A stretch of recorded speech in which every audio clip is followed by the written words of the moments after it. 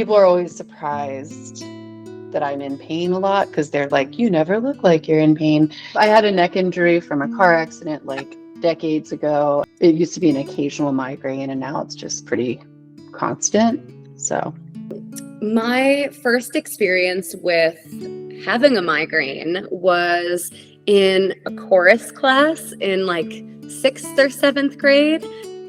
I fell down a flight of stairs in Japan and I couldn't walk for maybe a week, but there was still residual pain and it seemed to get worse and worse and worse. When I was in my early 20s, I was in a pretty horrific car accident.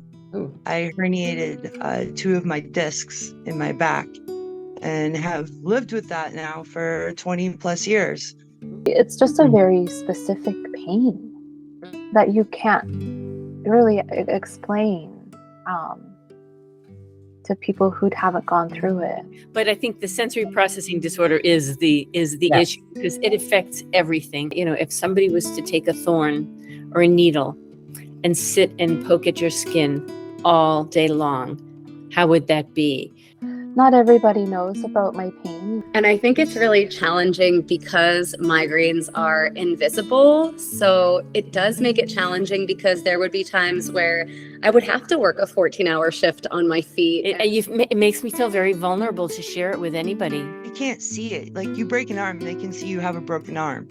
But when your back is hurting you, they can't necessarily see the pain inside of your back. Like, it's invisible, right? If I had a broken leg, you'd be able to see, like, oh, she's probably hurting. That is the hardest part, is because I don't think that people sympathize as much with pain that they can't see.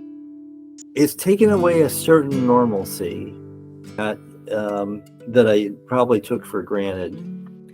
It is disgusting to have to live with pain and be irritated all the time. I find artwork to be the best outlet for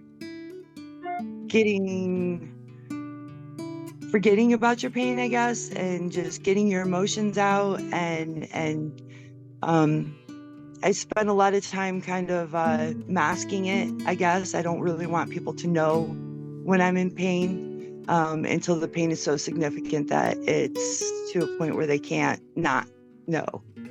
The thing in the back of my head for a long time was like, how would I talk about my pain? And it turns out that how I would talk about it is how it directly affected the work I was doing because I was working through pain. And so the pain literally channels through the art. And I find that if I can push through that, if I get lost in the studio for an hour or so or more, it's like I realize, wow, I wasn't focused on that discomfort.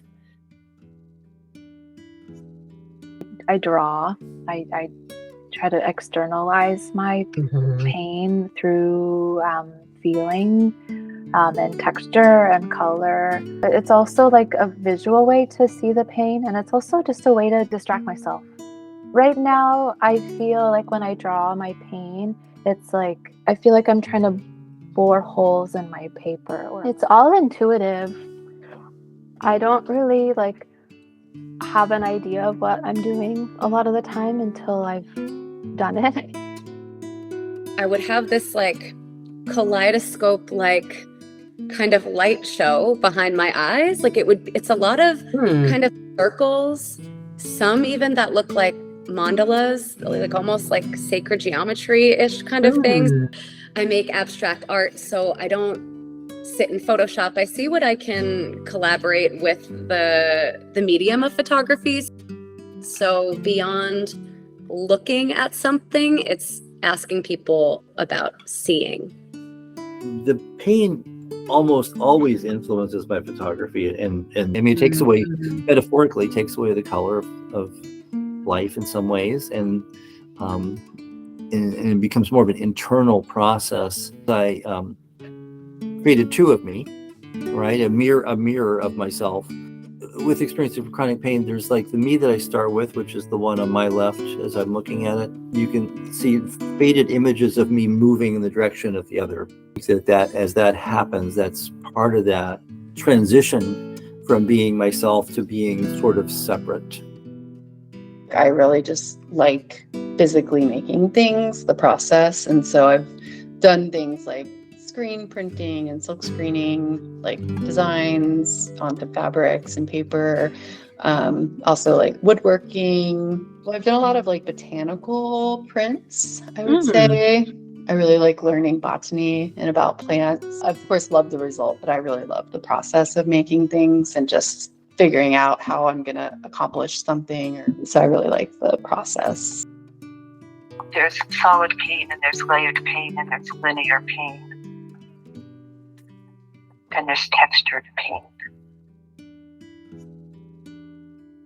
And sometimes all of them are in one headache. Yes.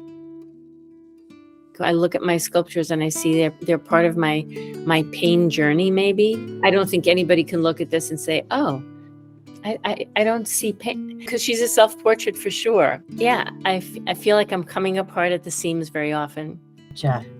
And so they hang, and it's the weight of carrying pain. It's always there. It's always there.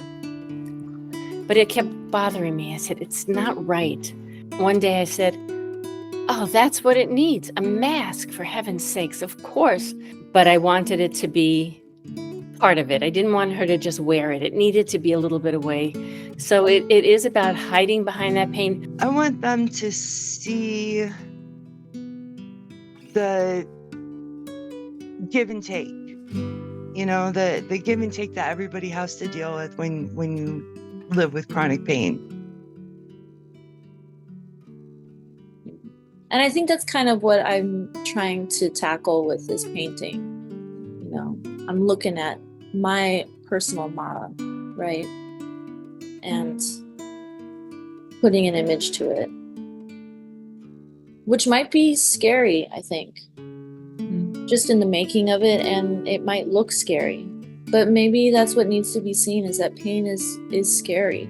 You know, it reminds us that we're mortal creatures, you know. And so one of the things I've learned through that is and it's like the most cliche thing, but I just never assume anything about anyone based on how they look. Certainly makes me more empathetic for other people. I already was pretty empathetic, but I mean, it certainly reinforces that. Is pain something we can transform? Maybe the pain is always there to some extent. I guess it's a meditation in itself, because I get lost in the creating of it. Most of us want to live as pain-free as possible and have a normal as possible of a life as everybody else.